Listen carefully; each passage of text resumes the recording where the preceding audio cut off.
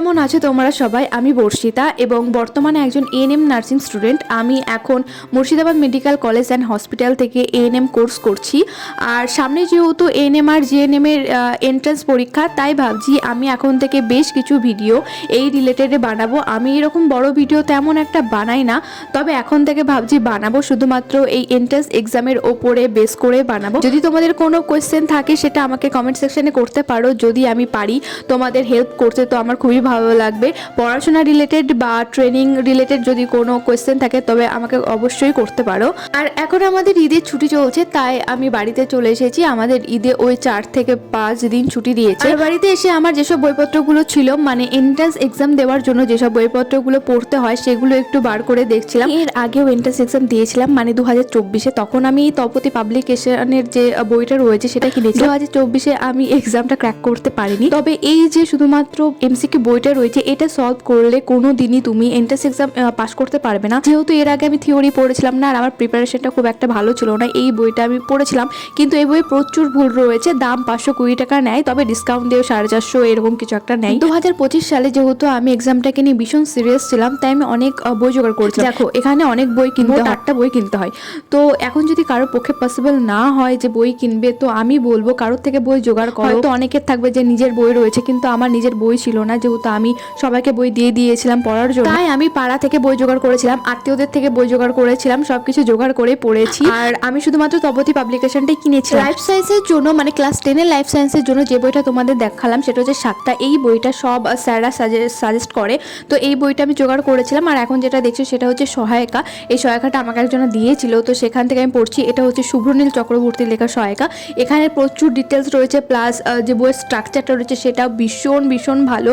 আলাদা আলাদা কোয়েশ্চেনের প্যাটার্ন আলাদা আলাদাভাবে দেওয়া রয়েছে। তবে আমি তোমাদেরকে বলবো, তোমরা 7টার সাথে সাথে যদি পারো শুভ্রনীল চক্রবর্তীর যে বইটা রয়েছে ক্লাস 9 এবং 10-এর, সেটা তোমরা যদি পারো তো পড়ো। আমার কাছে 9-এর ছিল না, আমার কাছে ক্লাস 10-এর ছিল। কারণ আমার নিজের এক্সপিরিয়েন্স থেকে আমি যেটা বলতে পারি সেটা হচ্ছে 7টার বইয়ের থেকে শুভ্রনীল চক্রবর্তীর যে বইটা রয়েছে সেটাই অনেক ডিটেলস রয়েছে। 7টাটাও ভালো, খারাপ নয়, তবে আমার মনে হয়েছে যে শুভ্রনীল চক্রবর্তীর এই যে বইটা রয়েছে এখানে 7টার থেকে বেশি ডিটেলস আমি পেয়েছি।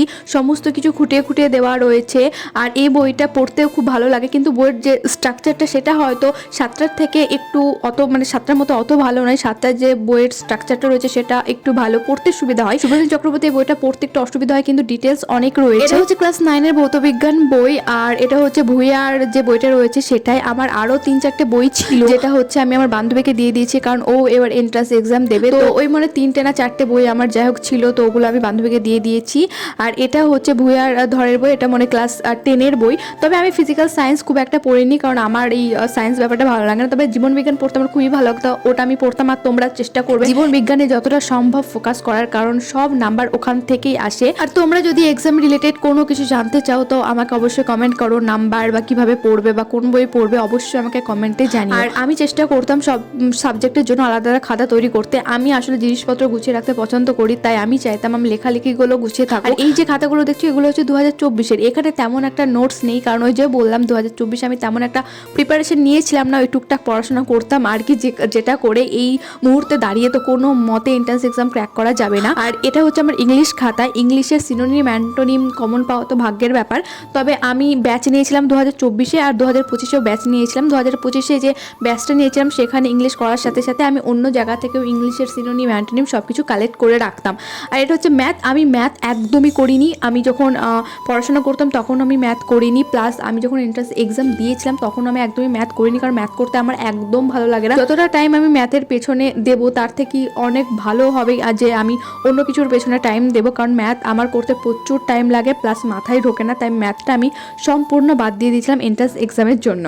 আর এটা হচ্ছে আমার জীবনবিজ্ঞানের খাতা। এখানে আমি এত নোটস তৈরি করেছি যে খাতার অবস্থা একদম শেষ হয়ে গেছে, কারণ আমি যে ব্যাচে ছিলাম সেই ব্যাচের সাথে সাথে আমি অন্যান্য যে ক্লাসগুলো করতাম সেখান থেকে যা যা আমি ইনফরমেশন পেতাম সেগুলো সব আমি জীবনবিজ্ঞান খাতায় নোটস করতাম। আর এটা হচ্ছে 2025-এর যে কোয়েশ্চেন পেপার ছিল সেটা। 2024-এর আমার এক্সাম খারাপ হয়েছিল বলে আমি কোয়েশ্চেন পেপারটাই রাখিনি, তবে 25-এরটা আছে। আর এই খাতাগুলো আমি আমার মেসে নিয়ে যাব, কারণ আমার কাছে দুজনা চেয়েছে খাতা এবং বই, নোটস, যেহেতু আমার কাছে সমস্ত কিছু নোটস করা রয়েছে। আর আশা করছি আমার জীবনবিজ্ঞান খাতা যদি কেউ পড়ে তো জীবনবিজ্ঞানে যথেষ্ট ভালো নাম্বার আসবে, কারণ এখানে প্রচুর ডিটেলস অ্যাড করে আমি নোটস তৈরি করেছিলাম। তখন আমাদের বইপত্র দেখাতে দেখাতে এদিকে দেখছি মায়ের রান্না হয়ে গেছে, আমাকে খেতেও দিয়ে দিয়েছে। তারপরে মিঠাইদের বাড়িতে গিয়েছিলাম মিঠাইয়ের সাথে দেখা করতে, ও আমার সাথে আমাদের বাড়িতে চলে এসেছে। বলতো তুমি আমাকে ভালোবাসো? হ্যাঁ কতটা? অনেকটা। অনেকটা।